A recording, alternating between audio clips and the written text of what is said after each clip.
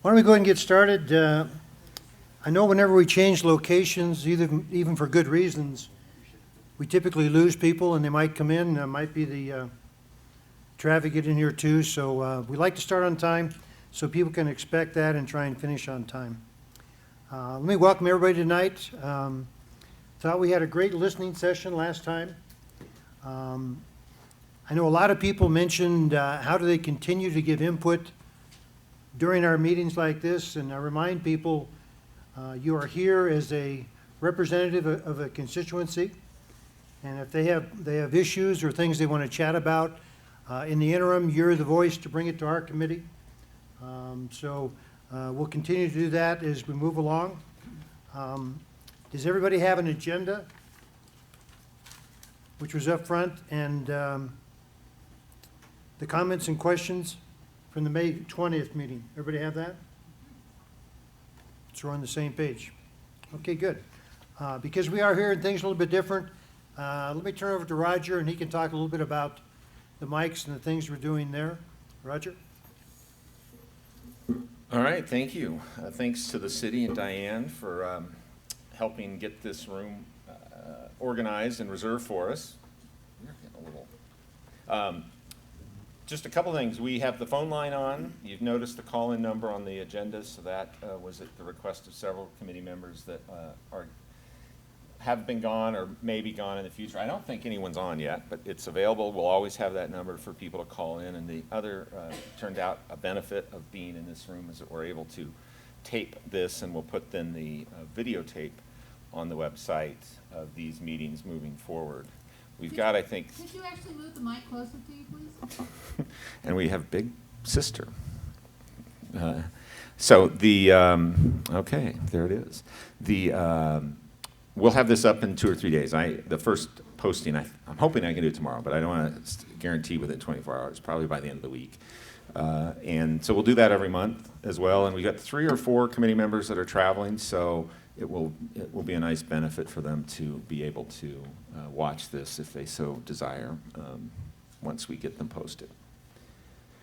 A couple of this other housekeeping. When you we're going to have to share mics, as you can tell. We need to speak right into it, and we should hear when you're talking coming out of the speaker. I guess that is really, I think we could hear it without it, but that lets you know that the microphone is picking up what we're saying, and that way it's on the videotape. And our director will let us know if that's not happening. The other thing they've asked me to mention is there's a green light when your microphone is on. So please, when you're speaking, turn your mic on, and when you're not speaking, make sure the green light is not on, just so we don't get feedback. Okay? Any questions on that? All right, Mr. Chairman. Thank you. Do you want to move into the 2? Okay. As we always do, if there's anybody new this time, or we can go around and do our usual introductions so everybody knows who's here. It's a little bit more difficult with this arrangement, so can you speak up? And if you have a question as the session goes on, can you raise your hand high? It's kind of hard to see for me, the line down here. It's a little different setup, but why don't we start with introductions? We'll go around the table again, who you are, who you represent. And like I say, as it goes on, if you have a question, raise your hand high and we'll get to it. Roger, you want to start? Hi, Roger Sherman with CRL Associates. I'm Bob McCluskey, Chairman of the committee. Mayor Karen Wykenot, City of Fort Collins. Ben Morgan, Ram Club.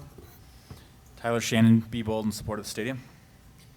Terry Pecora, representing the Classified Personnel Council at Colorado State University.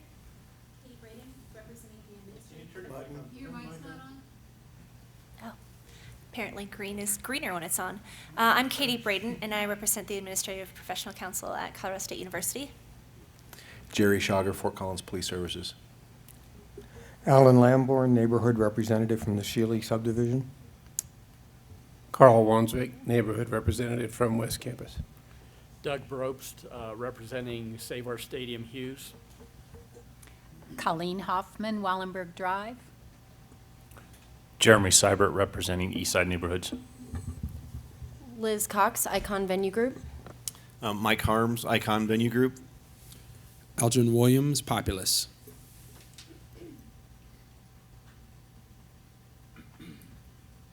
Have Councilmember Ross Caniff join us at this point.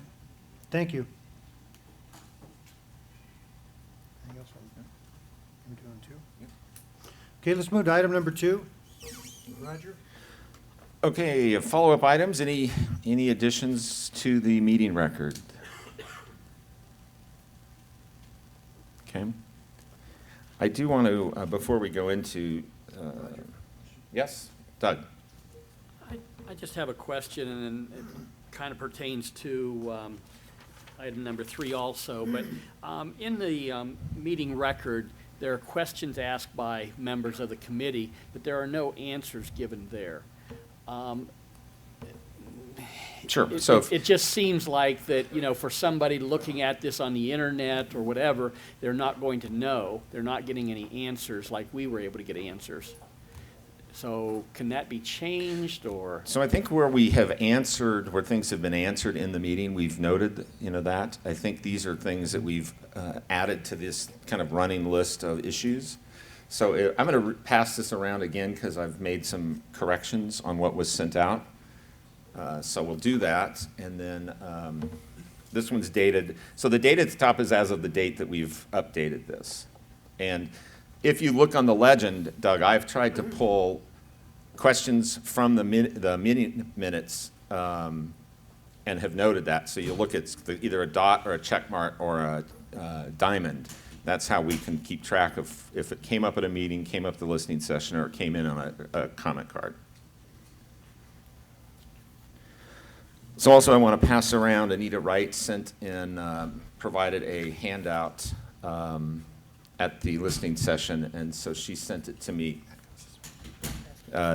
so that I wanted to make sure everyone had a copy of that.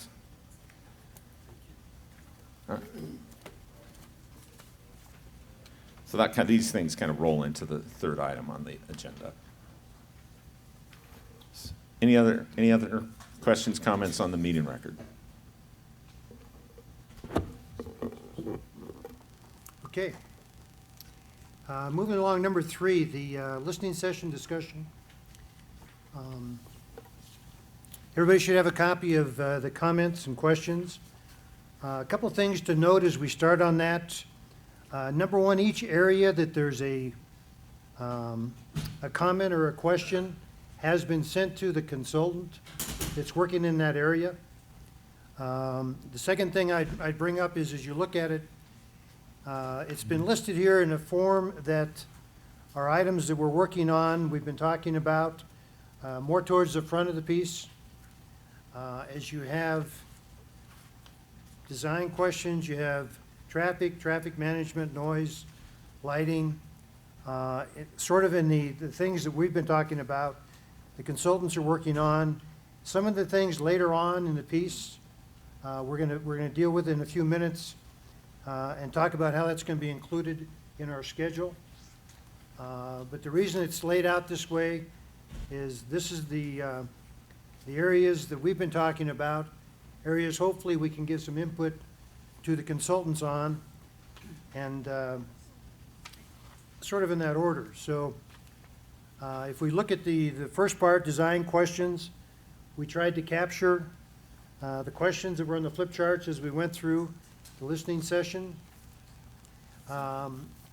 Is there any questions people remember or key points that we haven't captured on the first one, design questions, that we need to add, that we need to get to the consultant? It's a fairly extensive list, but if there's something that you felt that we have missed from that session, we can certainly add it to the list. Okay. As we move down, sustainability, which, as you notice from our agenda tonight, will be a topic we're talking about, will be coming up tonight. Traffic study, which had a lot of interest at the listening session.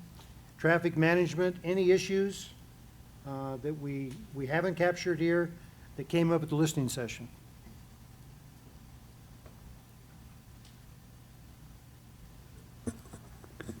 Just one question on the traffic management, and it may be here, I'm scanning as rapidly as I can go, but haven't seen it.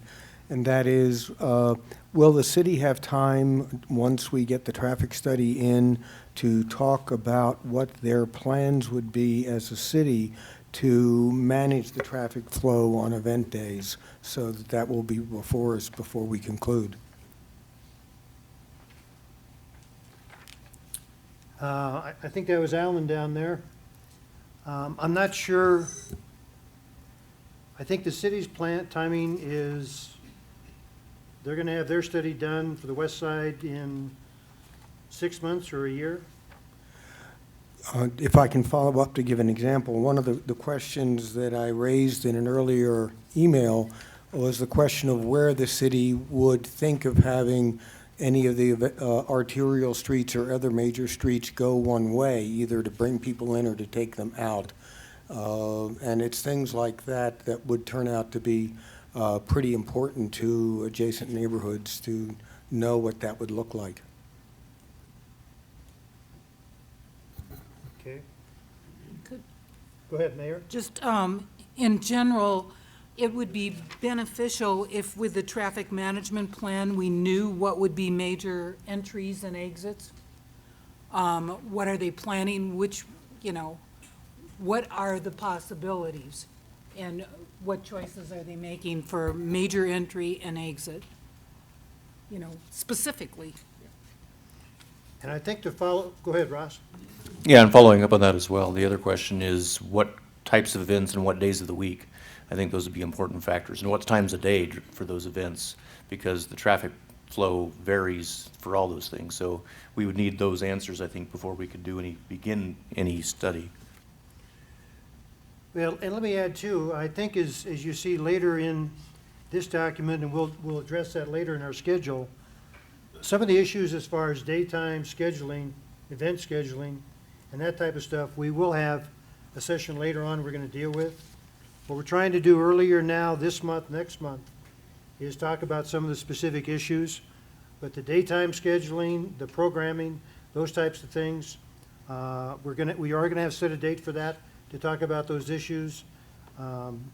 These are more what's gonna happen now with the design of the stadium, are the issues we're looking at first. But there will be a time when we're gonna look at those too, yes. I can also just chime in that what I tried to do on how I laid out the points on this is under traffic study, we're kind of the questions about mechanics of how the study works and making sure that they knew where intersections and issues. And then I tried to get then all the traffic management plan items that I think will address what hopefully the mayor brought up. And that is, okay, here's where how the traffic is on those streets. Now, what does that mean? How do we then direct traffic? Do we try to push traffic to one street or another? What are the impacts on the streets and light, traffic signaling and things like that? So that's, I think hopefully the traffic study issues are things that consultants are making sure they're looking at. And then in our subsequent discussion about mitigation of impacts, that's where I hope I captured all these management plan items. It maybe isn't the perfect title for that, but that was my intent. Okay. Any other points on that one? I'm sorry, but you moved too fast for me. I wanted to make a comment on the design question. One of the things that were there, and I kind of heard at the meeting, was talking about the scale and mass of the building, and if there were any ideas that came forward about reducing the size and the mass as far as step-ups, if that would be a consideration. And one other thought was, is there a possibility in building design to do it incrementally? For example, can it possibly be built with accommodations for 20,000 participants and add as it goes? Just, add tiers in the design. Is that a possibility rather than starting at the 20,000 foot level? 150 foot level. Mike, you want to respond? I think, Mayor, we're going to Alden's going to be talking about the massing in his Okay. presentation, so we've got. That's coming He's up. got examples of the new stadium proposed compared to Hughes and some Okay. other items like Okay. that. I wanted to be The- sure that was captured. Yeah, so we'll capture that later, and I think, you know, on the staging of capacity, we are kind of looking at this as a stage one capacity with the potential to grow it to a larger stadium because, to be in a BCS conference, you have to have a big enough stadium. So it's kind of a determination and a direction by the university and the athletic department on the capacity of the stadium. So like 20,000 would be in theory too small because they would sell it, you know, they wouldn't have enough seats for certain events. So, I don't- but I understand your, Yeah, I don't have to understand have your the answer, incremental. but I yeah. think it was a question Okay, yeah, that okay, deserved consideration. right, okay. Okay? Okay, my apologies. No, that's fine, that's fine. Gotta go slow for older folk. Moving on, any questions on the lighting or noise study? Aside from the points we've captured? These are verbatims.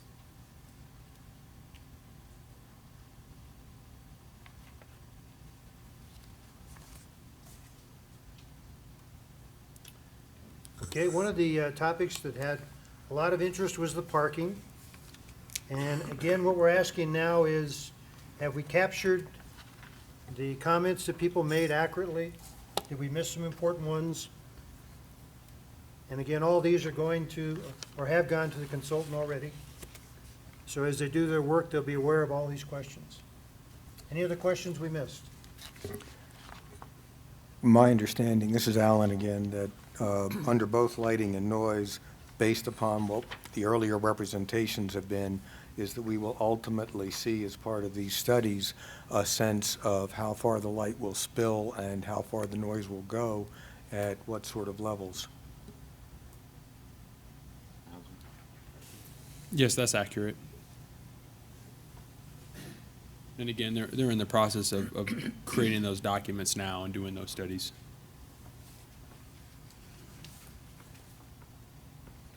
Okay. I'd like to just add about, it's asked about students moving cars, but I'd like to also include employees in that. If employees are going to be required to move their vehicles on during the week, games or events. Event day operations. I'll make sure I'll make sure it's somewhere in the event day or master plan list, because it's not something within the parking consultant's purview, but it's really an operational on the campus, but it's somewhere here. I'll make sure it's clear.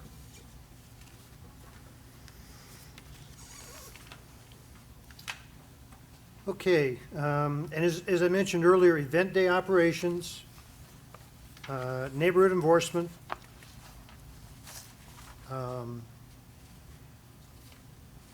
programming, are all things that we are going to cover in a later session. But what we're trying to focus on is the earlier ones, as the consultants are moving ahead with their work. If we have some input in those areas, we have talked to CSU. They're interested in talking about these other areas, but we think it's more important to go over some of the issues that the consultants are working on now in case there is some input we need to give them during the process. Okay?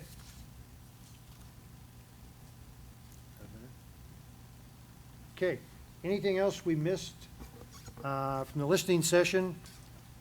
Again, this is a list of the comments made. We tried to capture them accurately, so we got everybody's comments. If it is, why don't we just move on to number 4, design development update. Mike, you're going to have that, or Elgin?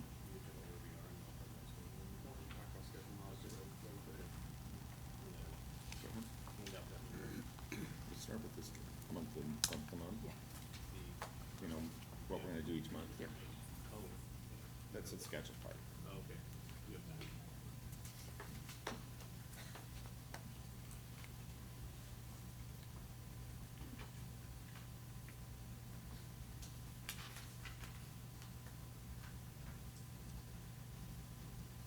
So just the, kind of the go forward of the meetings in the subsequent months to June. Obviously, we have the agenda in front of us for June. The topics in July are really to focus on the major studies that are being done: traffic, parking, sound, and light. And I'd assume, Roger, we're going to hit that at a more of a higher level, and then we're going to have breakout sessions for each of those. We kind of think that there's, I think we've heard opinions from this group, and that just, if you say take traffic, if we try to hit all 4 of those in this group in a 2-hour period, we probably won't be able to dive into people's comments and thoughts well enough. So our thought, and we'd like your feedback on this, is that we would set up in between the July meeting and the August meeting, separate breakout meetings, like one for traffic, and those that are really those that are interested in that given topic come to that meeting, and we do a deeper dive into the results of the studies and can ask more questions. Same with parking, sound, and light. We know that takes more of your time than we originally had committed, but we'd like to hear your feedback on how, is that the best way to handle it, to let you have the right amount of input? I don't know whether your intention is, when you say breakout sessions, to have breakout sessions at an overlapping time period, which would mean you would have to choose, or whether or not you're talking about creating, 4 for light, noise, traffic, parking, or whatever. I just know that from a neighborhood perspective, it's going to be the entire set of issues involving that. So choosing is not going to be an option. No, yeah, we did not intend to have them consecutive or simultaneous. We'd have 4 separate designated times, and I mean, we're open for your feedback too. I mean, if you think we can, cover it a different way, but our thought was just from people's feedback is that, hitting all 4 of those in a session like this with a 2-hour time frame, we wouldn't be able to get into the detail enough for people's comments to be really heard, understood, and responded to. I think you're right about it not fitting within a 2-hour time period. I do worry about, particularly in the summer months with people's travel schedules, whether doing this in a series of breakout sessions is going to make it impossible for folks who have cleared the first Monday of every month but haven't cleared the rest of their summer to get to the meetings they will feel they need to get to. Yeah, again, I'm open to suggestion. I don't know how else I don't know how else we do it. If we can make sure that those dates are put out there early enough for people to plan around, and we don't do it a week in advance, obviously. But I think that's probably the best we can do if anybody's got any other offering. My question is, why would it be limited to 2 hours? I mean, can't we just go in there and hit it for 3 or 4 hours and move around where we need to move? Just like we used to shuffle on getting back to school day back at the school. Here you're in session 1, and now in 2, and now in 3, now in 4. So that you would be moving through in a limited period of time and you'd get to all 4 areas. I mean, it's something we can consider for the slotted July timeframe, and just if everyone would rather do that and we elongate the length or make that duration of that meeting longer so we can hit all those topics and we're all together. I mean, we're certainly open to the best way to do it. I think we'd like your feedback. We thought we heard we'd like some sessions where we can roll up our sleeves and have an extended interaction with the consultants once we get some of the study results, the opportunity to discuss options with what has been studied. So that's, I think, where we're heading with this breakout concept, that not everyone may need to come, or want to come to each of them, but folks that really want to spend some time talking about lighting or noise or traffic or parking would have that opportunity to do that. But we can certainly do a long marathon session as well. Jerry? I think maybe there's a good combination there. Maybe at the appropriate monthly meeting, we can do a good overview of it. And I'd sort of like to spend some time understanding more in detail what the plans are, what the studies have shown. So maybe there's an opportunity for both of those. So again, I think that was what the plan kind of is. So July, we would get the preliminary results, and the consultants will be here in town in July and go over the results of their studies. So everyone's there. But then we would, after that, between the July meeting and the August meeting, have these breakout sessions so that at the August meeting, we can have a kind of a more robust discussion about options, because people have had a chance to really dig in with the consultants on those issues between the two meetings. So I think you would still, if you're not able to make a breakout meeting, you would still have both the July and the August meeting to have those discussions. But we wanted to, offer additional time with the consultants. Would we have the documentation or the results prior to the meetings to review then? So you will have the documents and the results at the July meeting. So you'd have them then to review and think about between then and the, so if you see one that, we can talk about the letter that we just sent around too. We've heard we're pushing. The time frame is too tight. So the university has said, okay, we'll slow this down. We had been talking that the final design development, the design drawings were going to be July. We've slowed that down so that there's this time to really talk about options once we have the information from the studies. So you'll get an overview and the results in July. We would then have a follow-up discussion in August about, okay, what does this mean? What are the options? But in the interim, we're proposing that there might be this opportunity to have a more in-depth discussion. I don't know if with everybody's travel calendars, as was suggested as a concern, if we hit 2 of them in the July meeting and 2 of them in the August meeting and did those deep dives at those meetings, would that make sense? I don't know. That's another option. What is it that you actually want from us? Is it a matter of the consultants coming through with information and the answer to all these questions, or it's a result of what they've performed on the study? So what do you want from us if we're going to have a massive meeting to look at this? It seems to me it's not 8 hours of talk on light and noise. You have results, you have information, and you present it. What will change after you present it? I guess that's my question, the expectation from us. We've been here to advise, and so far all we're doing is gleaning information. So are you actually saying, okay, here's the lighting and the noise, this is what we know, this is what the results are, now what do you want to do? What do you have for feedback? Because it pretty much isn't going to change. Yeah, I think with both of those topics, there's different options on ways to do both noise and light. And I think we're going to talk about a couple, like in the noise, a couple of the different speaker systems implemented in stadiums. And here's design model A, and here's kind of the results, and here's model B, and here's the results. And one's obviously going to be better than the other, and it comes at a price point. But here's this, and we're going to follow best practices, obviously, and it'll be here's kind of get feedback and talk about mitigation of option A versus B, or some of those kinds of things. And the experts are going to have done the studies and going to be presenting to the university. This is what we feel is the best practice for lighting, if you will, and then that's that. So, but that.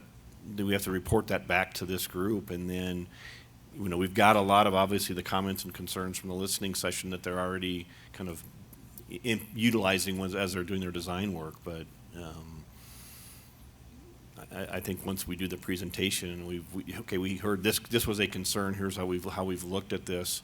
There's going to be somewhere we heard the concern, and there's really nothing, like, we can't meet that one comment because it just isn't feasible. But I don't know, Alton, any other thoughts to how that process works? Or No, I think you described it well. So yeah, the consultants are going to come in and present their findings, and I guess I'll just say try to answer as many of the questions that came out of the listening session that they can. But this is, again, a second opportunity for the committee to really engage with the consultant and have a dialogue back and forth, because inevitably we're not going to pick up everything. So I guess that would be the goal of this next presentation, would be the consultants presenting their information and then getting into a dialogue about that information. Any advice, Mayor, on that topic? I mean, I don't want to we don't want it to feel like we're just going to come to you and tell you how it's going to be and we're not listening. That's not really what our goal is. But it's kind of also a process where the professionals do their studies and come and say, hey, Well- here's what we think is the best thing to do. And that's what it is. You know, it's information coming to us that really you can't adjust a lot of it. You know, I mean, how many big choices do you do over lighting? You know, it's the evening glow and the downlights and, you know, noise, it's decibels and sound and, you know, there's so many systems and which one you use comes from professional opinion. I'm just thinking of time and input, and I really don't know maybe I don't know what the group can contribute, but it doesn't seem like much from the technical side. I mean, so I'm hearing what you're saying, certainly on light and noise. Yes. I think, so maybe we could tackle that at July and not have a breakout session on light and noise. But I certainly think traffic and parking, there's going to be I a think lot of that's options very about how to deal yes. with. They're going to Yes. be able to tell us how many cars and where's their pinch points and choke points, but there'll be multiple options about how then we deal with Yes. that. So, And I think you're so exactly maybe we right. can tackle noise and light at the July, but we do a breakout session on those others because they have such huge impacts to the community. No, I totally agree. There's some things that are beyond our control and other things that I think we can have the input. But, you know, traffic and parking is huge from the neighborhood perspective, the community perspective, the university perspective. You know. Alan, you So, got yeah, your hand big up? time. Yeah, I apologize for having so many opinions, but it comes with me, I guess. On the light and the noise, I think that I agree with the comments that have just been made, that there will be real technical constraints on how you can affect those. On the other hand, once we know what the limit is on what can be done to mitigate effects, then the conversation can shift to an area which this group may also have opinions about, is how often is it fair to inflict that on the neighborhood? Because even if there is not much you can do on the limiting factors of light and noise, there is stuff one can do about the number of occasions, the time of day, and all of those things, which might be worth considerable discussion. And I think that's the huge programming in space and the other issues. The operational side, you know, we've got the built design side and then the actual operation side. You know, there's two sides that we need to be talking about. And we're in the design side right now, but bigger questions come with the operational side. So do we kind of have a consensus that in the July meeting, we'll hit all four of these, and we'll try to tick off light and noise, and then we'll set up separate breakout sessions between the July and the August meeting for traffic and one for parking? Is that what we're hearing? No? Well, I may be hearing selectively, but what I thought I heard was we were going to come back in the August meeting for the second set. I don't think that's plenty of time for that. That's not enough time. If you're gonna do one, just take a nice long meeting in July, do traffic and parking, and come back in August and do the others. And just plan on a longer meeting in July, because we got those two tough things and we wanna get them out of the way and, you know, get the ball rolling there. I would just say a longer meeting in July, deal with those, and come back in the next meeting in August and do the more minor issues. Is traffic and parking really something that's kind of a priority? Because, I mean, when you're building the stadium, right, there's only so many things, you know, we still got 2 years, I guess, to kind of figure out a traffic and parking plan and how those are going to work. And CSU's obviously focused on parking structures and that sort of thing. So, you know, I think the lighting and the noise is something that's actually going to affect the structure itself, which is kind of what goes to the design of the facility. But, you know, we obviously have a while to focus on the other stuff. So. Yeah.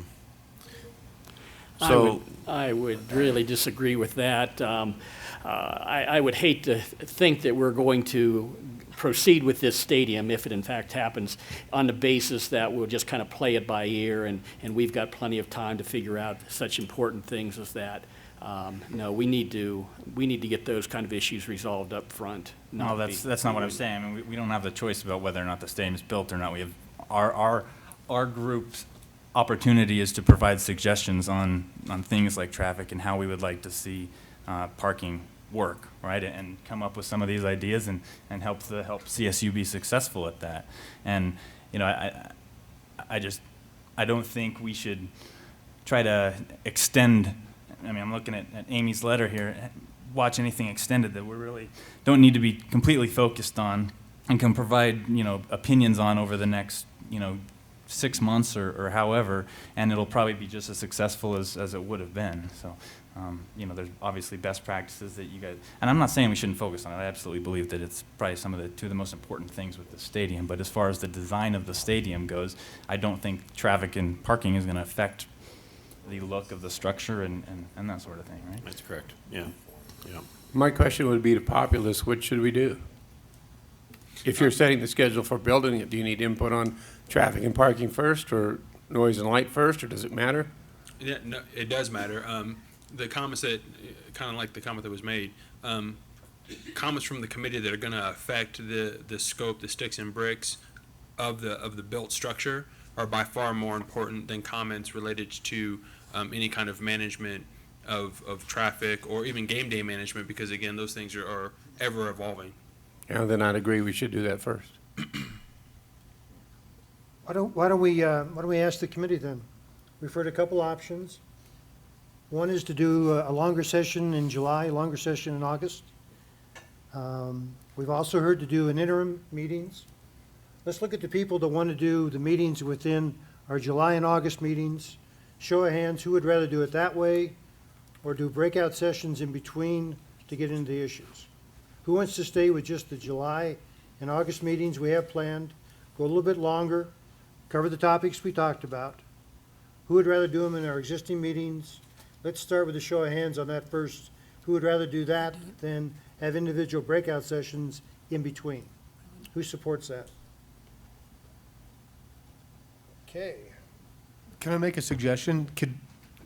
Could we just wait and see what comes from that meeting? And then if so, schedule a second one in July?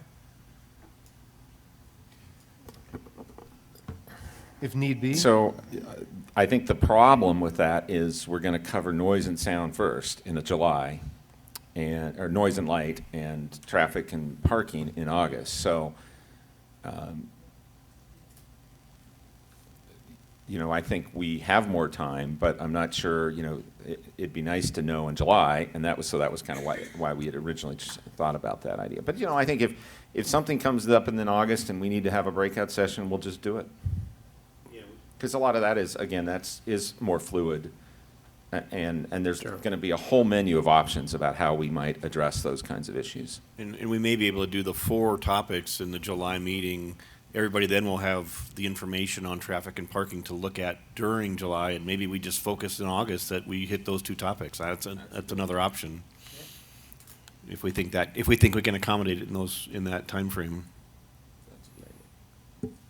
How's that sound to everyone? Actually, that's probably a good idea. We could have the briefing on all 4, but have a longer discussion on the 2, and hold on the discussion for the traffic and parking. We'll at least have an overview, lots of time to look at maybe the reports, the preliminary reports during the month of July, and have an extended discussion in August on those issues. Algin, does that work from the study completion standpoint? Yeah, it does. So why don't we'll plan on longer sessions, and we'll provide a little boxed dinner, lunch, whatever it is for those July and August meetings. So we can, we'll keep you longer, but we'll make it a little less painful.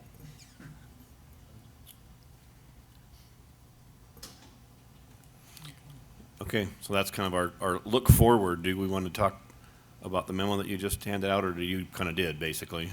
I mean, you know, we have been in discussions with the university about the challenge of getting this all done and having enough time to have good discussions. So we had asked Amy to put something in writing for you, so we've passed that out. So I don't know if there's any questions on it, but it's pretty self-explanatory.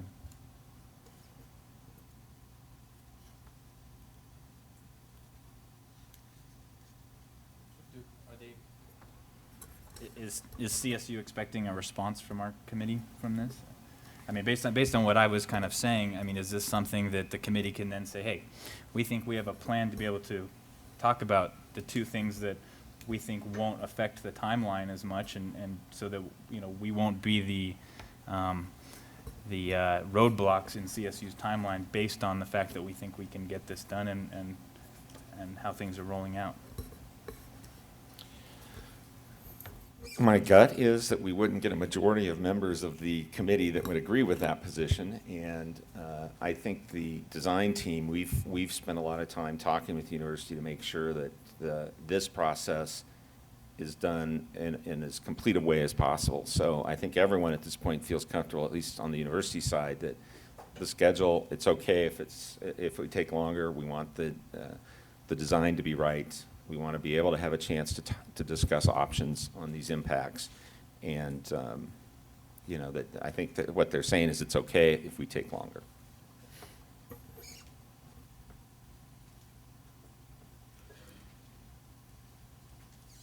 Okay, Mike, do you have any more? No, we can go to the next agenda item if there's nothing more on that DD design development schedule. Okay.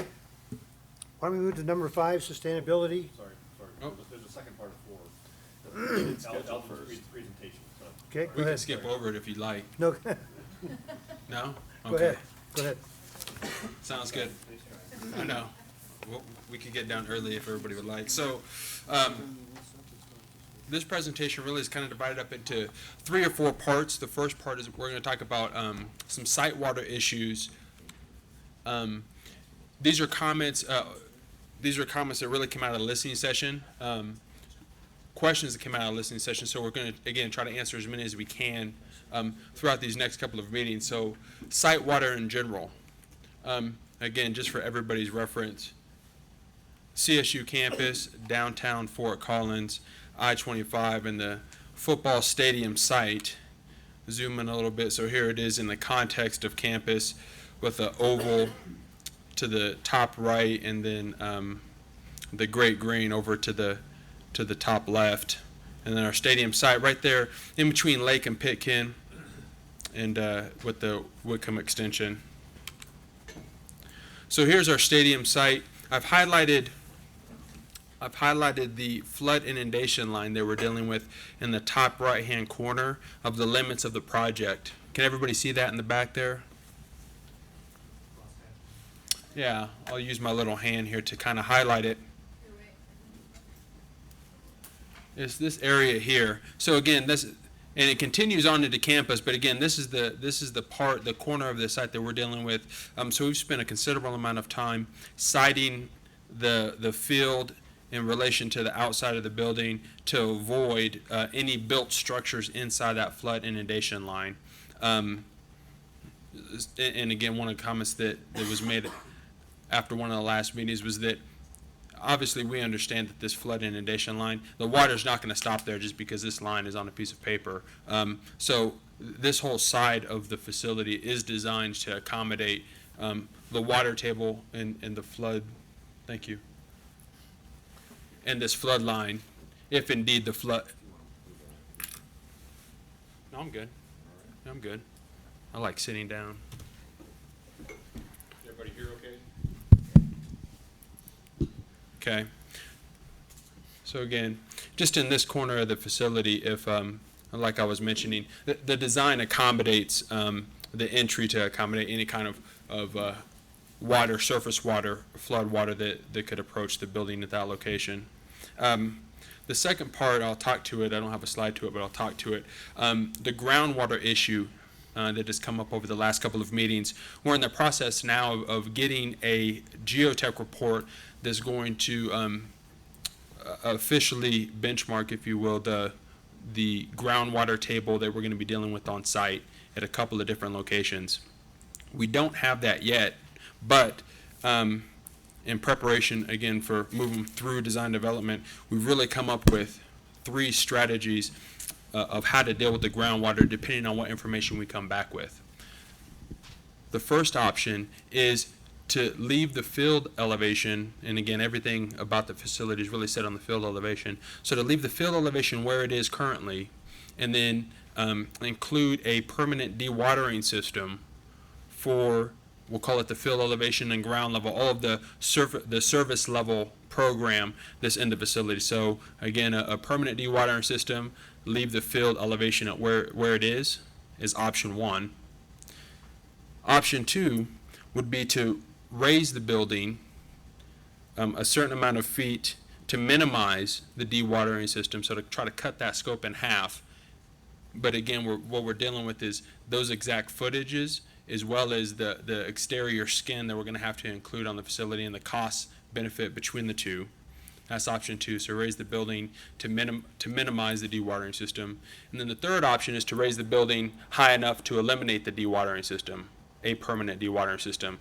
But again, going back to that cost benefit analysis of how much exterior skin do we need to buy, stairs, fences, glass and brick, relative to the money that we're going to save from eliminating the dewatering system, are all investigations or little design development studies that we're currently doing now.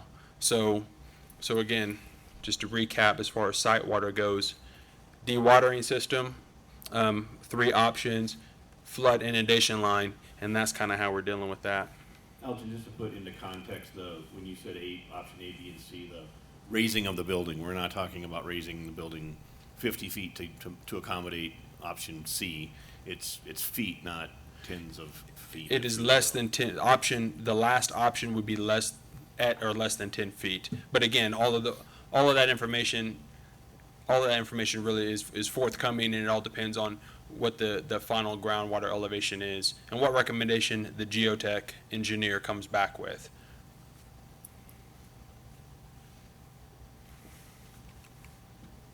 So, questions to that topic for the group? I have a question. Yeah. In looking at this, are you only looking at the groundwater at that particular location?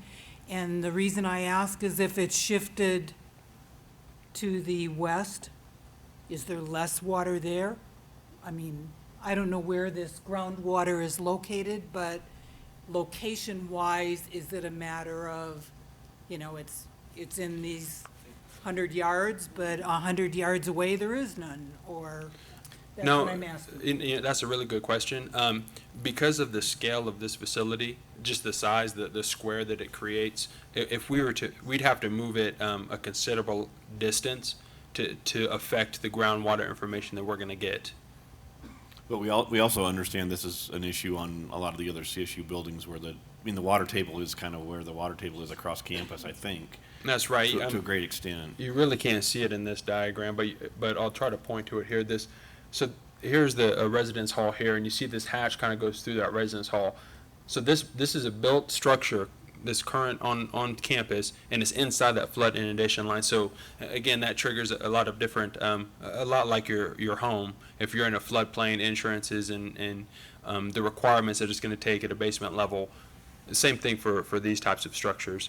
So that's why we were very conscious about trying to stay out of that line. But so yes, going to Mike's point, there's a lot of buildings on CSU's campus that are that have a groundwater and flood inundation issues. So they're used to dealing with them. But that was a good question. Anything else kind of on groundwater or flood inundation lines, or as it relates to the site? Okay. So this is, again, is something that has come up over the last couple of meetings. We heard a lot about it at the listening sessions. Our stadium compared to Hughes. Oh, that's it? So what I've done is Okay. Was there a question? No, go ahead and, okay. So what I've done here is I've highlighted the west side press box just for orientation. Again, north is always up. So we have the west side, east side, south, and the north side. And then I've overlaid Hughes on top of that. So you see the scope of our project extends further than Hughes, and I can get into a little bit of detail why that is. But you'll see in a second in section, the heights are, as it relates to field level, are relatively the same. So going to why that is into a little bit of detail is because when Hughes was built, there's the tread depth of that stadium is pretty narrow. So I'll call it the industry standard at the time was anywhere from 26 to 29-inch treads. So we're at 33-inch treads, the place where you put your feet on each row going up. So you see what that does to a facility like this. It extends this line further out because those incremental inches as you move out just add up to a larger facility, a wider facility than what could have been built when Hughes was built. So now we're into the east or west side sections. So again, we have the field elevation with the built. Could you possibly use the mouse pointer? Is that better? Yeah, I don't get the laser pointer on my end. Oh, okay. Thank you. You're welcome. Who was that? That's our. Oh, okay. Is she remote? Oh, wow. Okay. I was like, who was talking to me? Okay. Sorry about that, Ann. So here we are with the west side sections. And again, we have a built out on the west side, a built out field level elevation here. And then we have what I'll call grade elevation here. And then this elevation here is the concourse. So again, like I described before, I'll go to this key plan. Entering into the north side entry plaza, people are going to navigate these stairs right here and get up to a concourse elevation that occurs right here. And again, open bowl configuration, so as people navigate across the concourse, they're going to be able to capture views back down to the field. And then a club level, and then a suite level, and then a press level. So that roof that we have it now, again, and we've been working hard at this, we're about 120 feet to this line right here. So again, we've worked as hard as we can to push that down as it related to the groundwater and hearing some of the community comments. So we're not at 150, we're at 120 now. But again, that could change with some of the information we get back from the groundwater. But going back to the comparative to Hughes. So here we are at Hughes on the same west side, field elevation, press box, and again, the club and the press levels and the concourse elevation. So you see the elevations really are the same as it relates to Hughes. Our club level, suite level, and press level are closer to the field than what's at Hughes, just because this upper bowl, again, we've split this bowl and then moved it forward to be able to get a better experience for these upper bowl patrons as well as some of the premium patrons. So again, if you're the premium parking for Hughes would occur right here at concourse level. So as you're getting out on that parking lot and you're looking up to that press box, from a perception standpoint, that's why Hughes probably seems a little lower in scale. But from the field elevation to that press box, it's really the same, give or take 10 or 15 feet from the roof elevation to where we are now. So then we take the east side, again, same key plan. This red line indicates where this section is taken from. This is the academic program here. All of this is kind of interstitial space, unusable head height. So all of this is academics, and then that concourse, like I described, is going to wrap 3/4 away around the facility. Toilets, concessions, and then an upper bowl right here. So again, on the east side of Hughes, obviously they don't have the upper bowl. So this is what that section comparison looks like. Same field elevation, and really the same concourse elevation. We just going back to that tread depth and get the capacity where we need it to be. That's why this upper bowl kind of is in that configuration that we have it.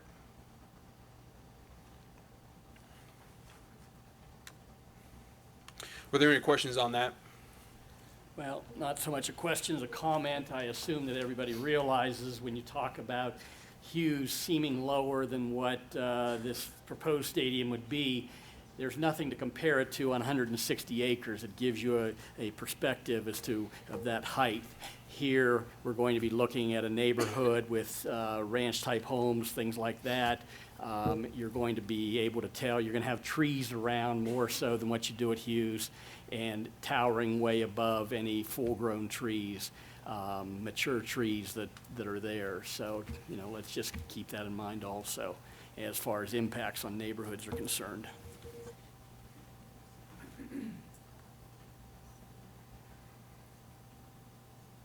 Any other comments?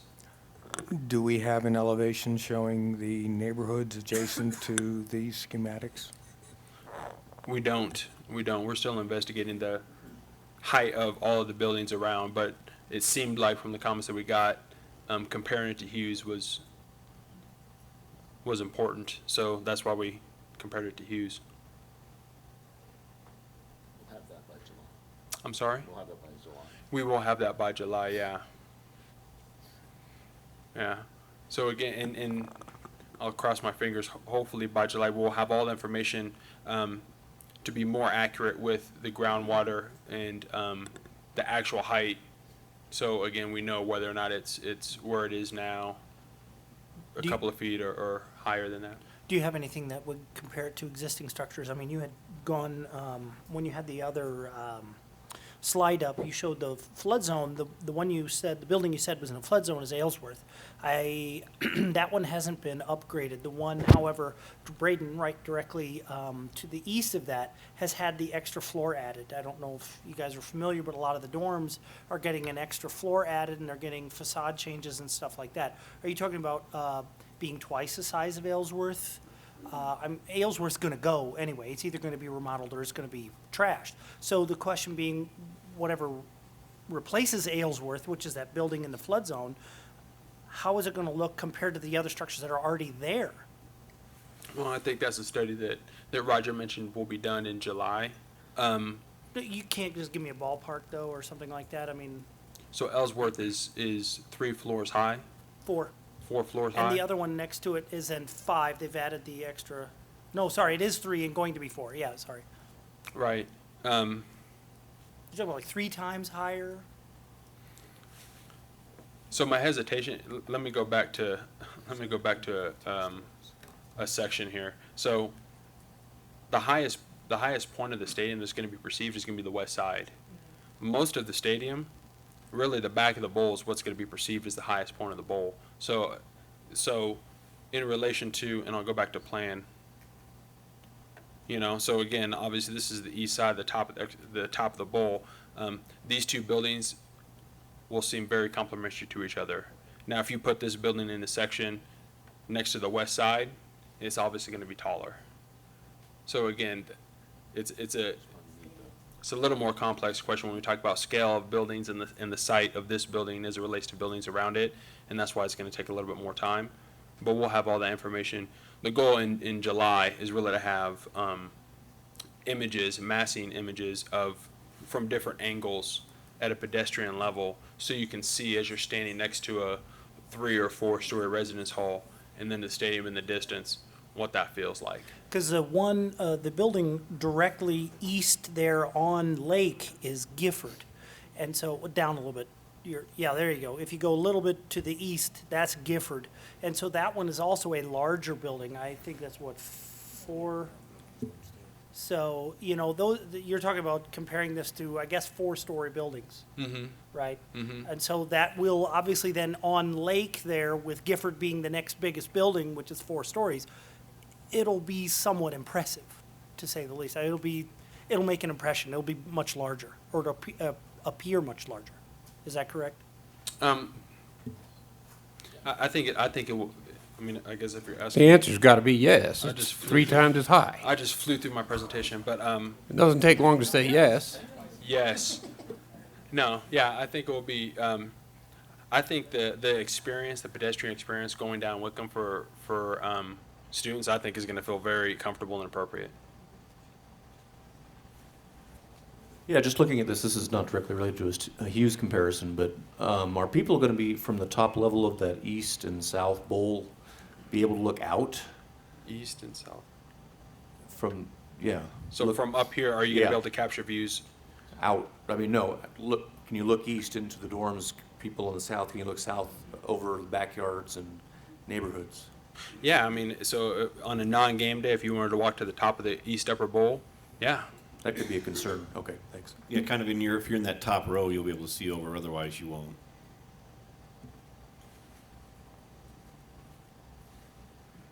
I mean, furthermore, if you were in the suite level and the club level, you'd be able to see out, you'd be able to capture views out as well.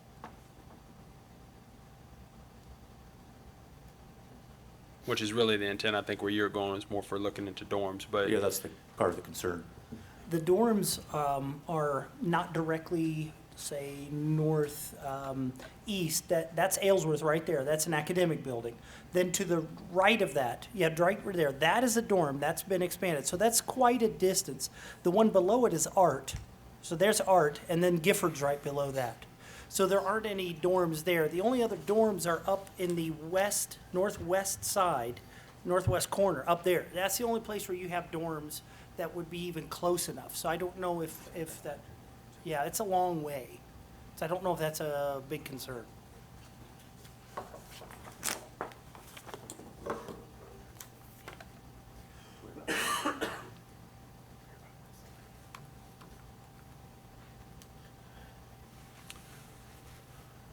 So lighting, I'll go back one more time. Was there any more questions on kind of the comparison to Hughes or the scale of the building?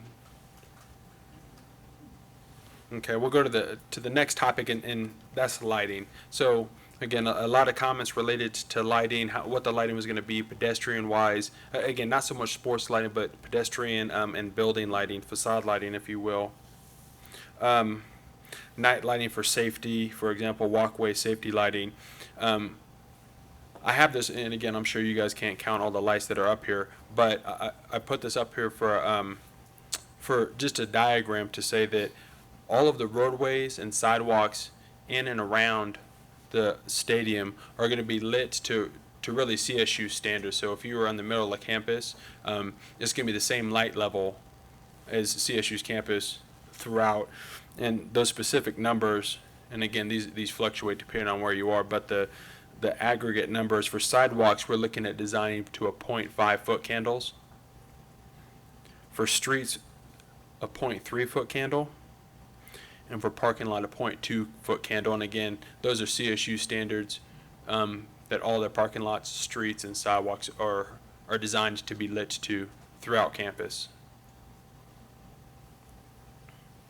And we're working currently through the facade lighting on this facility, again, just like any other campus facility. What kind of accent facade lighting is going to be included into this project to accent the architecture? But there will not be any there will not be any uplights up. There will not be any uplights. So again, just from the city's dark sky requirements.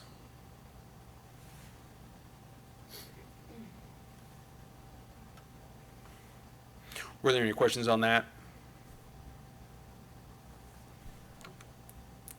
So other design features. Again, just comments about the kind of the notion of this mid-century modern glass entry, these kind of glowing beacons that were described, I think, in one of the first design presentations. There on the north side, again, football operations, and then the entrance to academics, and for that matter, the southeast side, the secondary entrance to academics. And the style of architecture that the CSU kind of holds true to. The computer science buildings, and again, I want to make this point too. These were buildings that we were kind of, they were told to us to get design inspiration for our facilities. So I'm going to walk through two facilities, two prominent facilities on campus that we were looked at to get design direction from. And again, this is where we came up with the concept that you see, that you're going to see and that you have seen before, and that has been presented to the DRC and been approved by the DRC. So again, glass entries, mid-century modern, stone, vertical elements, horizontal fin structures to accent the architecture. Computer science building, again, the day and night contrast that signifies entry in campus building. And then the Lake Street parking garage, which really isn't that far from our stadium site. And I'll point you to the again strong stone vertical elements that are reminiscent of the mid-century modern type of architecture. The rhythm as you kind of march down the side of the building, meaning another vertical glass stone element. And these elements again kind of protrude above the glass horizontal datum that's created. And then here's a rendering of our facility academic entrance. So again, we've tried to incorporate this notion of mid-century modern, strong horizontals with the glass, and then wide girth stone verticals that penetrate the planes and again march down to really tie back to campus. And again, the stone patterns and the type of glass and the color of the glass and the color of the extrusions are all stuff that we're working through now. But you see how we kind of got to this notion of a glowing entry beacon, if you will, for the academic entry. So again, here's all three kind of in context. The computer science building down at the lower part of the page. Again, glass glowing beacon entrance. Lake Street parking garage, strong stone verticals. Glass signifies entry. And then kind of the concept that we presented to the DRC and were successful with. So are there any comments on that? This is Alan. As we've talked about before, I think that ultimately the south-facing side is going to be one of the most critical in terms of impact on the neighborhoods.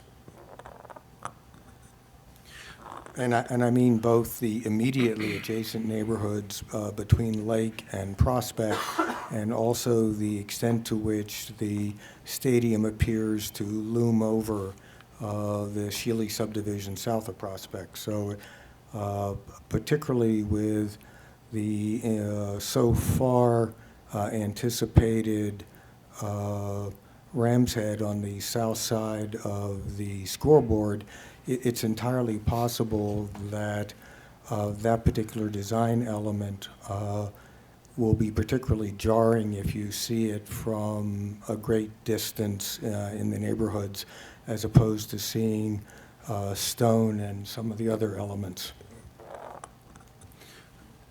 That's an accurate statement. And I don't have an image of the south side in this presentation, but if you recall from the last couple of presentations, excuse me, on that south side, again, that's why we stopped the bowl and tried to bring down the scale of that south side with the kind of the opening at the entrance to try to, again, we really can't eliminate it, but be conscious of the scale of that south side as it addresses the neighborhoods.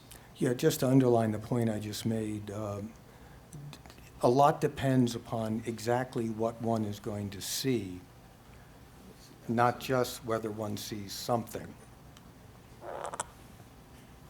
Are you saying, Alan, that you just don't want to see the giant smiley face for the next 50 years? Yes. Okay. I think that's his advice. This is kind of going back to the last topic rather than lighting and things, but, well, I'm sorry, we're past lighting, but, so, as far as on-campus buildings are concerned, the footprint of the stadium, Moby Arena is maybe the next closest building in size and scale to this structure? I'm going to go to the campus map. So again, you see, just because you said Moby, I mean, you see the kind of the scale of Moby, and really it's this box, you know, as it relates to this box. So our Okay, building so would be, it's not even close, really. Our building would be larger than Moby. A lot larger. So are there any buildings on campus that, yeah, that building there, I'm not familiar with what building? It's the Student Rec Center. So, and again, I'll caution everybody from looking kind of at the box and look at more at the edges. because again, obviously nobody's going to experience the facility unless you're flying Southwest across Fort Collins. Nobody's going to experience it like this. As you're walking across the stadium, you're going to experience this edge of this building a lot like you would experience the edge of this building, and the edge of this building, and the edge of this building, as you go around it. So again, as we're talking about scale and the way you're going to experience the building, it's not necessarily. It's not the best way to look at it and plan to say, you know, this box doesn't fit within this box, so it's a lot bigger. It is a lot bigger, but again, I would just try to take a look at, as you're walking along the edge of that building, it's going to be a lot. There's other buildings on, my point is there's other buildings on campus that kind of have the length and height of what you're going to experience, for example, walking down Wickham. Yeah, I guess I'm just thinking of what statement it makes about the university when we have it. Hey, Al, just one last comment. I sent a lot of your previous designs that you brought at the last meeting to just a lot of Ram fans and alumni, and they really like the design and where it's headed. They really like how it's kind of changed and how the academic piece has been added into it, and they're pretty excited about the new design for it and that. So I think, personally, I think you're headed down the right track, and I've heard some good things from a lot of other people too. So, thank you. Yeah, we worked long and hard, as the people can attest to get to where we got to with the design, and I feel really good about it. I feel like it fits well within campus, in not only within campus, but definitely in the region. I just have a general comment, and taking this from community perspective and looking at the glowing elements, you know, just the description of that just seems like it does not fit with Fort Collins and the community. Now, what the element is, you know, it's attached to lighting and glowing and radiation, or I don't know, but it sends a negative feel to me as a community member, especially if we're talking about a land-grant university, an agricultural university, the history of the university, and I'll add its real community connection to energy and the energy campus. So I think that it kind of works against what some of the, you know, what the community perceives, and I don't know if you can find a better way to describe that, but it doesn't come across as a positive, environmentally appropriate description of a stadium that's glowing, and that's a community comment. Yeah, I think that term beacon that is used is kind of gives the wrong connotation a bit, but it's not like it's, you know, glowing up to the skies. It's just it gives a little bit of light so people know where they're walking to, is kind of the campus architect's concept of that, but maybe beacon kind of gives that wrong perception. Well, we used the term glowing a couple of times, and, you know, I can see the positive, and it does bring on that elegant, regal side, but I'm not sure that's the Different word. I think we the have to remember. effect that you want. I think we have to remember too, there'll be classrooms 5-6 days a week as well. And some of those classes probably go to 8 or 9 at night. So I would imagine the east side, a majority of that will be classroom lights that are on, which if it wasn't a stadium and it was an academic building, would be on anyway. Yeah, it's the term glowing.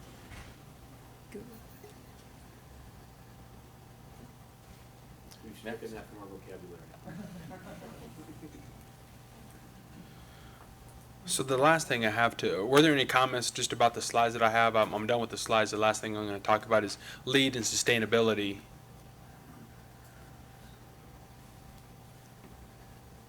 Okay, so again, the last bit of comments, or group of comments or questions that came up out of the last couple of meetings and the listening sessions were about sustainability in general lead. So I felt appropriate to kind of describe the lead process in general. There's really 7 categories to, did I do that? Tiny, that's no activity. You guys are too still. You need to move around. Mike, can you do some jumping jacks or something? Thanks. So there's really. Let me catch my breath now. Okay, we can continue. There's really 7 categories of LEED. I'll say it another way. LEED is broken down into 7 different categories, and inside each of those different 7 categories are points that you can achieve. At the end, your ranking or bracket of LEED, whether it's certified, silver, gold, or platinum, directly relates to how many points you can get in each one of those different 7 categories. So through the design process, you start the design process, the schematic design, and try to identify the points on a LEED scorecard, which again is online, it's a PDF document, on how many points you think you can achieve with the scope of your project, the budget of your project, and how aggressive you want to get with including some of these sustainable items into the project. Our goal, and at that point you set a goal, our goal on this project is LEED Gold, which is second to the highest is platinum. So again, gold, and these are ranges, gold you need to have between 60 and 79 points. So again, going back to schematic design, you have a LEED scorecard, you identify, somewhere between 60 and 79 points to achieve your goal, and that's what you're going to design to. You're using that as a template, a basis, if you will, through the design process. It doesn't get officially submitted until you're complete with the design process, till you're done with even construction documents. So us being now, and from schematic design until construction documents, it's an ever-evolving document because, again, as you're going through, you find out about groundwater and you have to do something, you raise a building, whatever, and you can't get a LEED point, you have to get it someplace else. So again, that's the LEED process through design. At the end of design, you take your LEED scorecard and all of the proof, if you will, that you have achieved all those points, you package it up and you send it to the USGBC. They review it, they comment back on that packet. The second part through this LEED process is the construction part. So again, the contractor, as far as recycling and bidding out and receiving regional materials, for example, are all points that you can affect, you can specify during design, but you have to validate that during construction. So then at the end of construction, there's another packet of information that the contractor puts together that proves we, in fact, did meet all of these different points. They submit that packet to the USGBC. The USGBC reviews that, and they come back with, yes, I see you proved this, this, this, and this. You maybe didn't prove this. You've got 62 points. You've achieved LEED Gold. Here's your certificate. So again, I felt like that was just that process was important to understand because right now, again, we're in the fluid process of saying we can achieve these points, we can achieve those points. But again, our goal is LEED Gold. So depending on where we end up with stuff like groundwater and interior materials, regional resources, and some of those different 7 categories of LEED, will determine on where we ultimately end up with that packet at the end of design. Yeah, a question, Elgin. Can you put a face on, you've talked about points, and I'm not sure everybody understands what LEED is. Can you tell us what kind of elements are we talking about? Is it the type of light bulb you're using? Is it the flooring? Put a face on what you're talking about so people hopefully appreciate if you pick those, besides just getting the points, what does it do? Yeah, that's a very good comment. So in each one of the 7 categories are prerequisites. So you have to achieve those, and they're not points, they're prereqs. So to even be certified, you have to achieve those certain things. To get, for example, to get more points, you go to energy savings, and it's all related back to an energy model that your MEP engineer usually will produce. And in that energy model, going to a light bulb analogy, for example, you can have an entire facility with less expensive upfront cost, inefficient lights. That will bring the cost of your facility down. You're going for LEED, and all of that will come out in an energy model. At the end, it'll say, we anticipate this building to produce or to use this much energy. You're doing LEED, well, you're going to spend more upfront on a more efficient light bulb, obviously ones that aren't in this facility.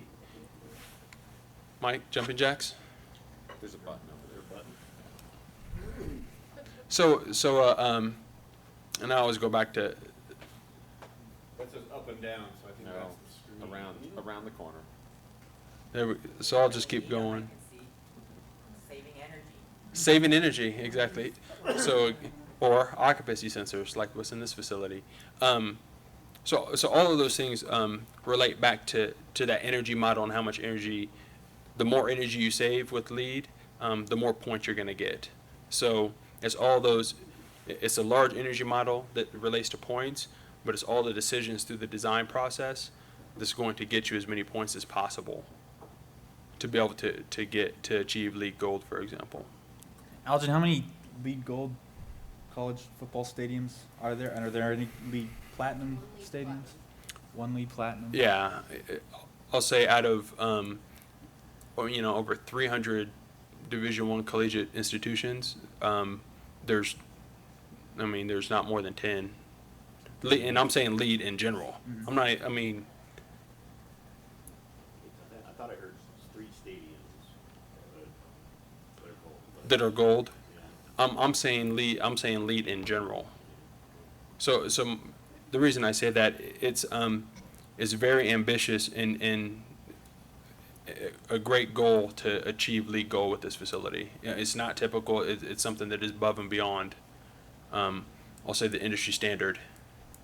The one LEED Platinum College University football stadium is University of North Texas, and they have a wind farm.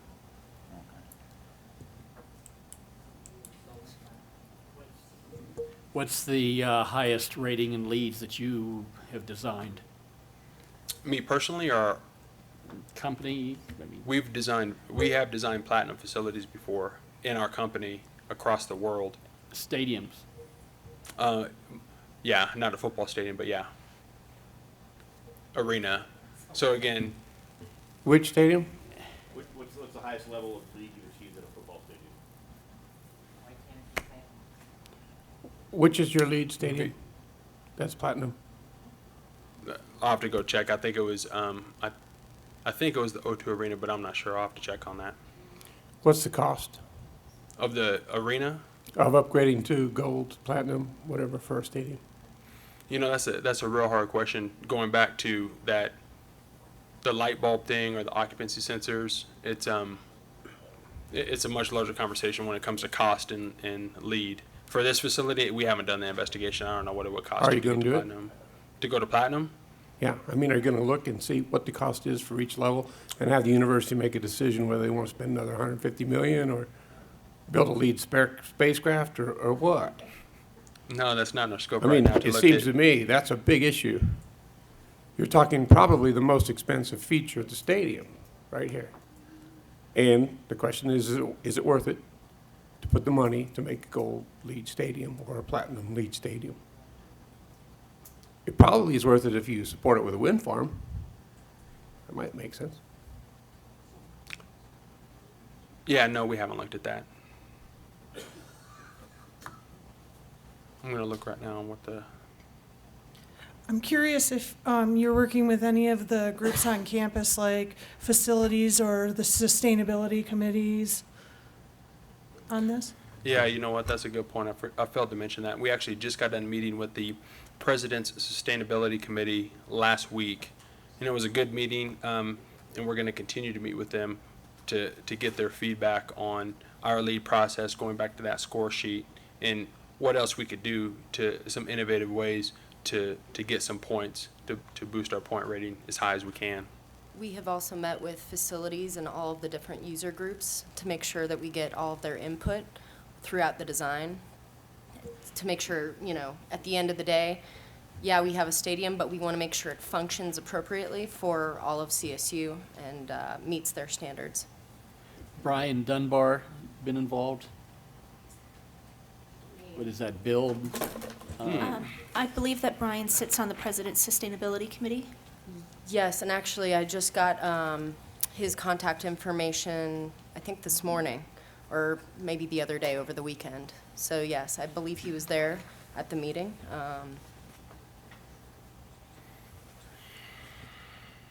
Algin, what are you projecting point-wise for your packet? Right now,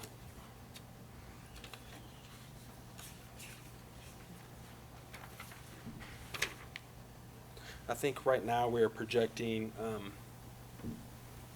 sorry, I spilled some water. Right now we are projecting, I think 58 definites.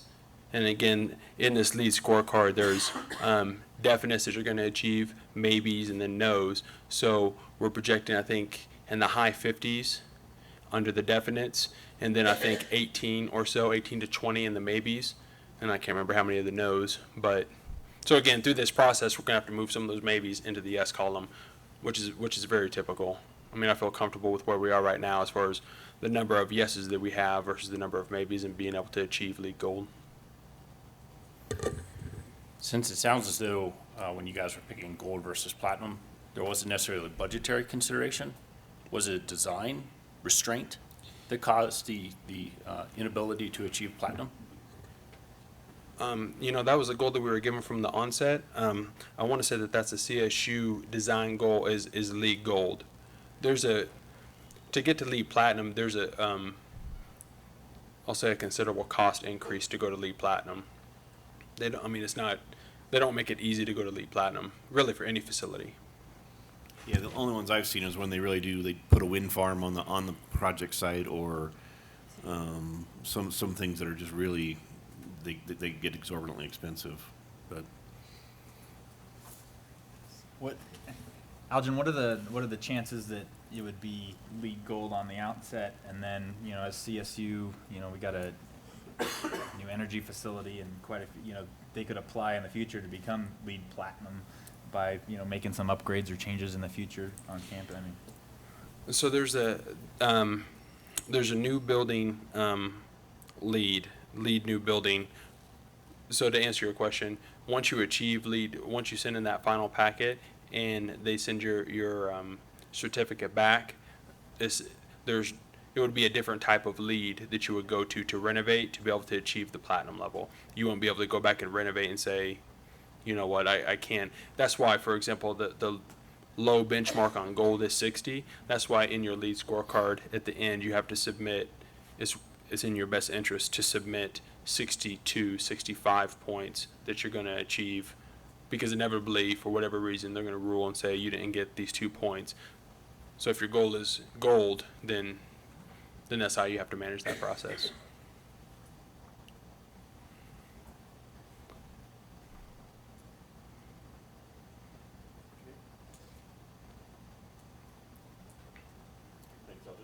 Yeah, I'm trying to figure out, I'm online right now.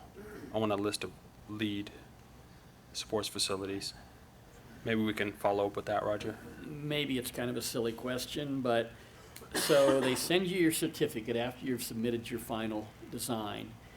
Who are you accountable to during the construction process for making sure that you've done what you say you're going to do to achieve the LEED Gold?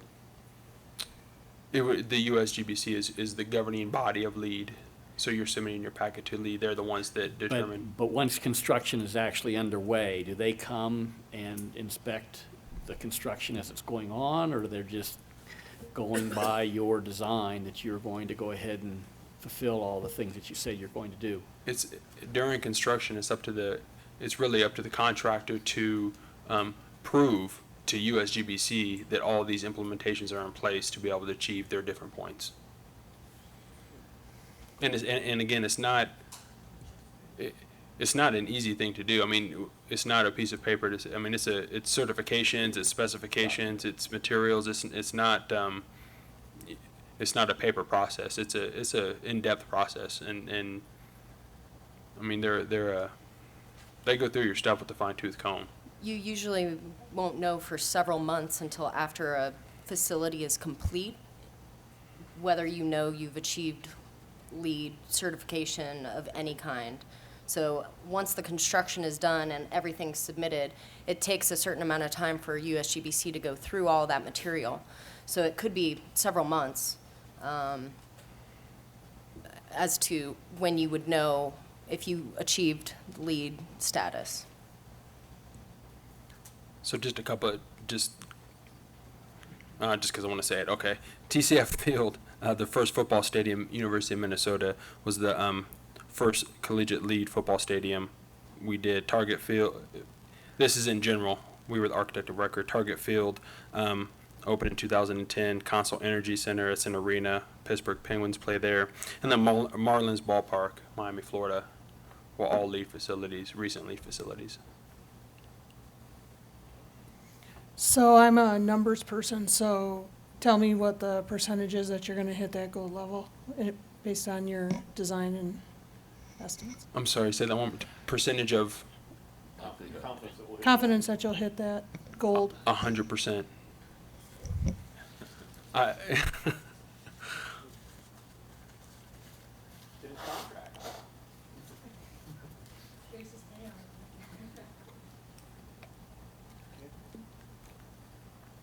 Did that part get taped? Okay, great. Okay, Was Allison, there- is that everything? Yeah, was there anything else? Any other Any other questions? questions on Lead, that? sustainability? Okay, great. Okay, thank you. Mm-hmm. Moving on to other items. Any other items people want to bring up tonight?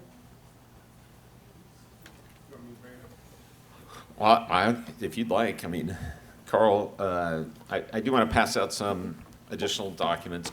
The Are these latecomers. related to what I'm talking about? Yes. Okay. So you can intro it. All I wanted to do is to describe the document that I sent to you and what my idea is that we might do with it. It's about events that are non-athletic in nature, considering that the football games are major events, they fall into one of these categories. But other than that, it's really not about football games. But I would like for the members of the committee to send any input on such a guideline to Roger. And then with a few others, we get together and we can work out some wording, make a draft of the idea of what guidelines might be appropriate in terms of what events and how the process would be followed for CSU to begin to choose what events they want to do. And I know he is willing to take that to the folks at CSU to get their input. And he could bring that back to us and we could modify it and see if we have a deal. The characteristics of this are, first of all, it comes from documents that worked out at Tulane and at the University of Minnesota, particularly Minnesota. They spent about, well, several years working on the issue of all of the side effects of a stadium. But it has these qualities, I think, that are useful. It divides the types of events into 3 types. 2 of those are ticketed types, major and minor events, and the others are kind of everyday business events of certain kinds that wouldn't require tickets. But they require a different level of support from the university. Not much for a low-impact event. Obviously, for tickets, you've got more staff that will be needed, and then for major events, of course, you have a fair number of staff.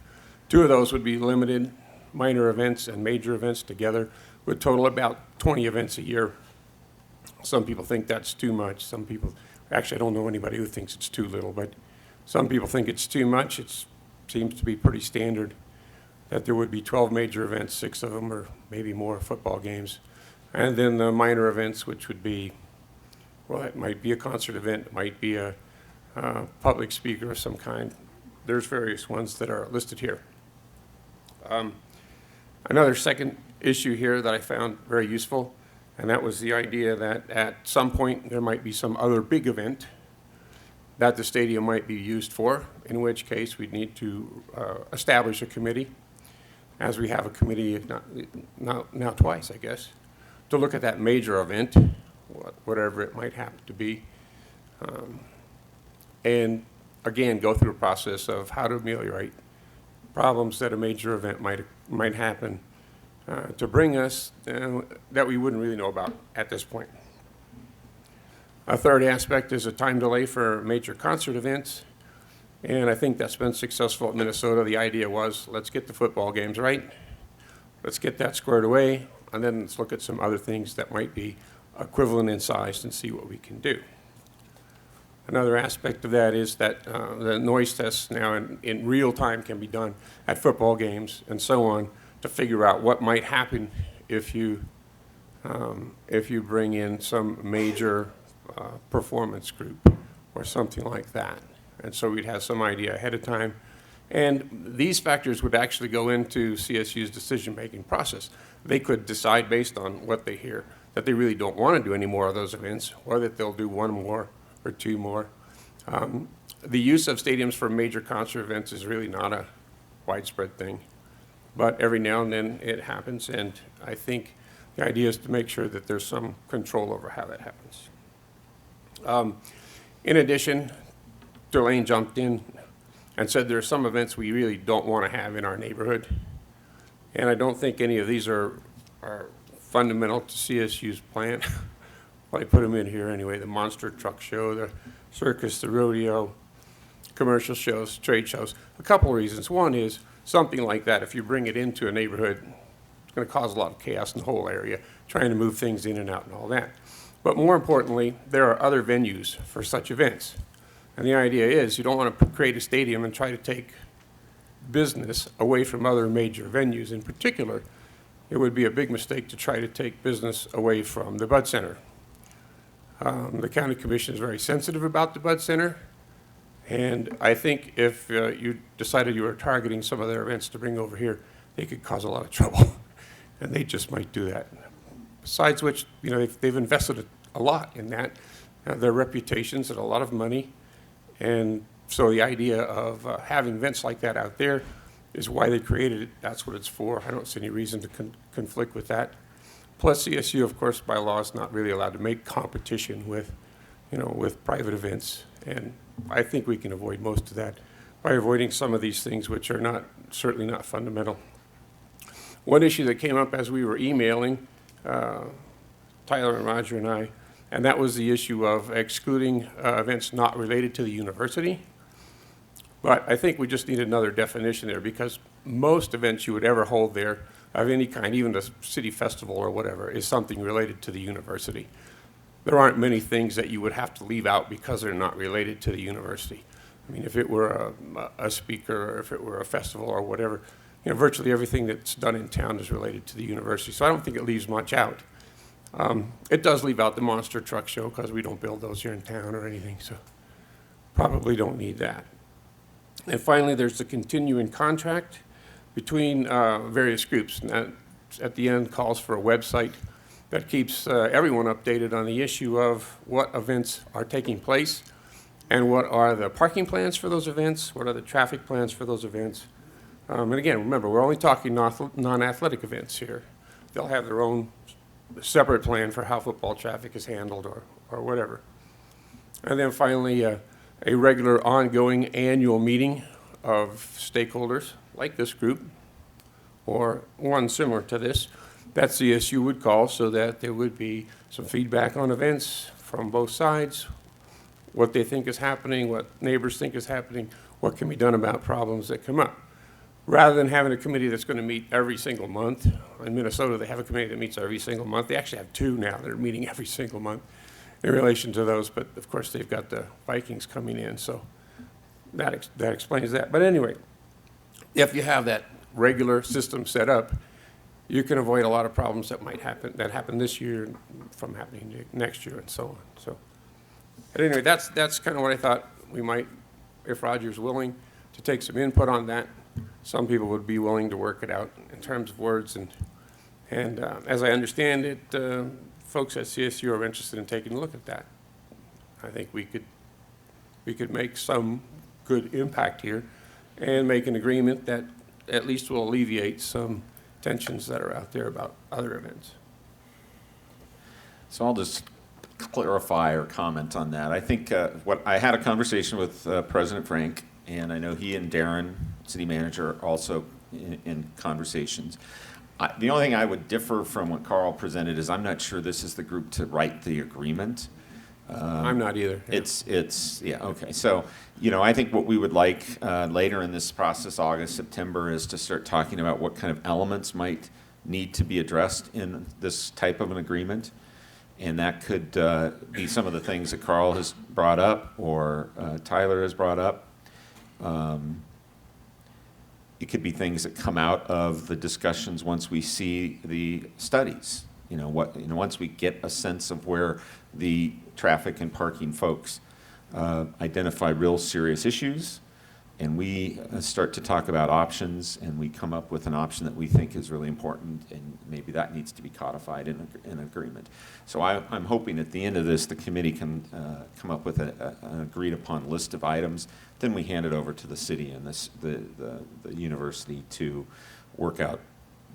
Is it an MOU? Is it an IGA? Is it what kind of an agreement is it? Because I think that there may be other things. There may be other issues that are really just directly city issues that need to also then be rolled into something like that. Maybe it's 2 agreements, maybe it's 1 agreement. So that's kind of my thinking of how this might progress. And Roger, I mean, I kind of, sent something back here to everybody.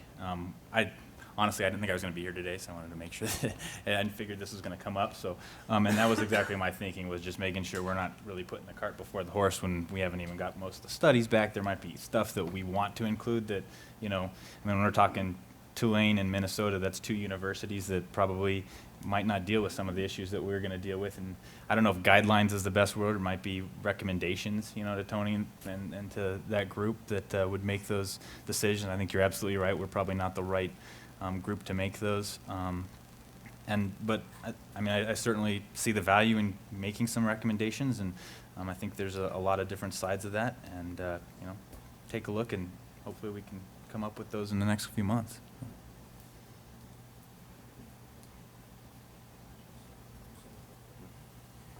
I think there's a value in talking about the issues that have been brought up.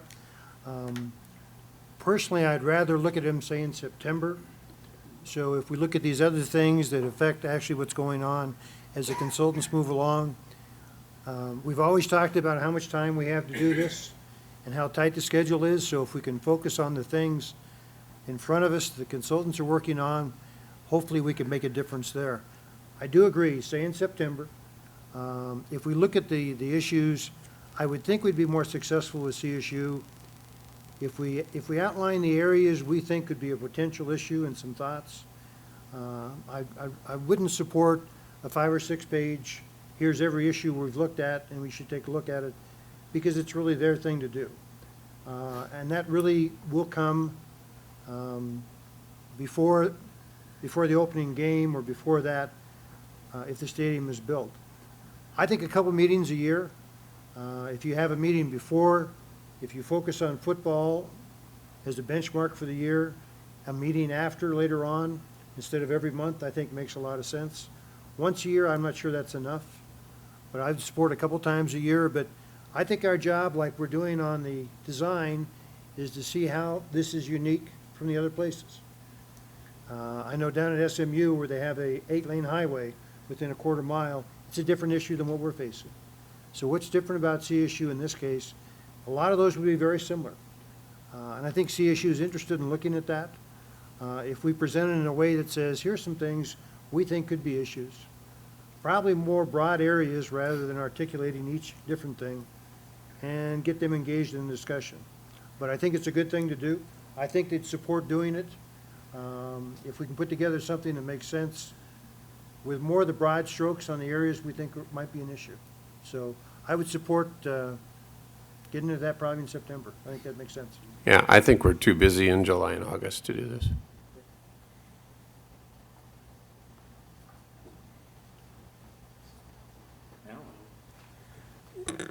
I would like to support the idea that something like this, understanding that we would be trying to identify a set of possible areas that were particularly sensitive, would be good to do as part of the culminating work of this group.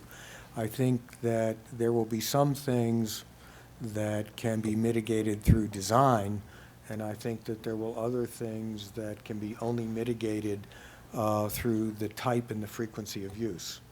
And therefore, given my understanding that the decision makers at CSU really are interested in finding out how adverse effects can be mitigated, if they decide to go ahead with the stadium, there will be some things that can be mitigated in design. There can be some things that can be mitigated in game day practices or event day practices, and some things that only can be mitigated in their cumulative effect based upon frequency and type of use. So I think that this would be a really fundamentally important part to fulfilling our responsibility to provide ideas on mitigation.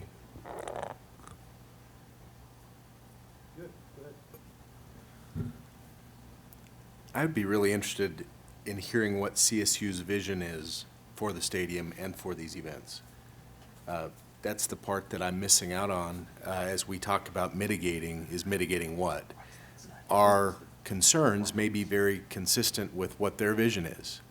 So to put a list of can't do this, can't do that on the table today, if that's not even part of the vision for the stadium, it seems like kind of a waste of time. I'd really like to hear from the university. Is there a business model that's a, pay for certain types of events? How does that work? How does that contribute to the overall working of the stadium? But that's a piece as I sit on a couple different committees talking about the mitigation of the impacts of the stadium. We say mitigate what? And I think that needs to come from the university. Is what's the vision? Is it a concert every Friday? Is it the Peach Festival? Is it maybe it's a rodeo? And then kind of be able to work from that. And that's the part that I'm really missing in this process up to this point.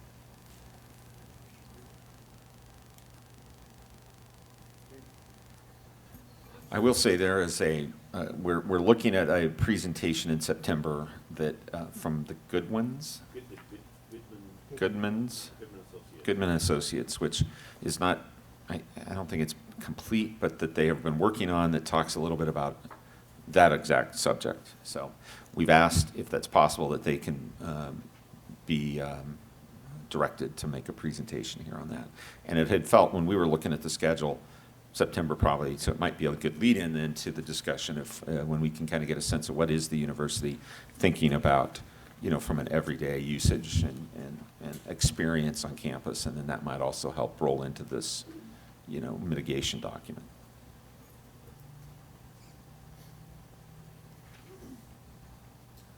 Okay, anything else to come before the committee?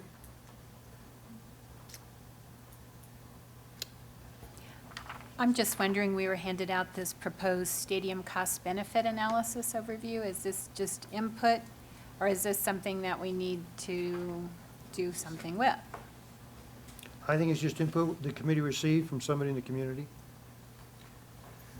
It was in the comment box, and it was easier for me to copy that than to type it back into the list of bullets. So this just gets added to everything else? We're not supposed to make any kind of action with it or talk about it, or? If you look at the list of issues, there is a section of other issues, and people have suggested that there's a number of different studies that folks in the community have suggested be done. They're generally outside of what this committee's scope is, so we've documented them. An economic analysis was one of them, and so I don't want to discount this. I think it's obviously good work. She's put a lot of thought into it, but it's outside of kind of the mission and of this group. So I think it's important that you all saw it, and it goes in with the rest of the documented comments, but I don't know how it fits into our work schedule. Pardon me, maybe when I had to step out, this was discussed, but the letter from Amy Parsons, am I understanding this to say that what was originally talked about as us meeting until September is going to go beyond September? Probably, maybe not. We don't, if beyond maybe 1 month, right?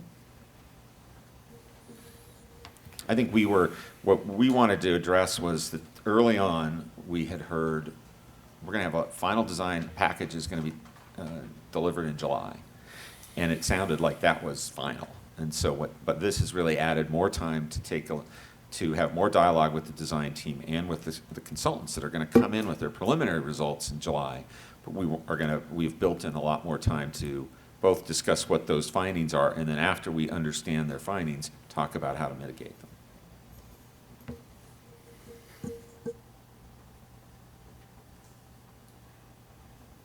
Okay, anything else for the committee?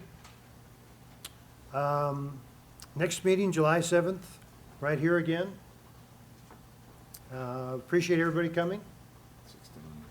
And it'll be a longer session, remember next time, so we'll plan on being here, see you July 7th. Thanks for coming.